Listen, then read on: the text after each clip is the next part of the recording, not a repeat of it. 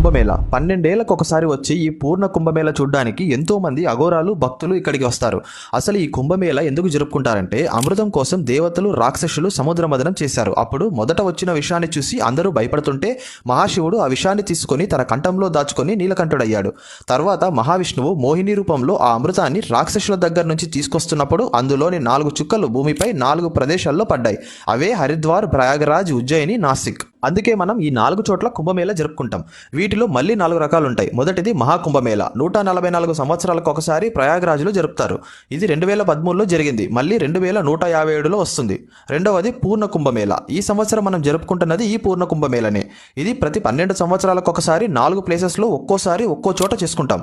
ఈ 2025లో ప్రయాగరాజ్లో జరుపుతున్నారు. మూడవది అర్ధ కుంభమేళ. ప్రతి 5 ఏళ్లకు ఒకసారి దీన్ని హరిద్వార్ అలాగే ప్రయాగరాజ్లో జరుపుతారు. చివరిగా 2019లో చేశారు.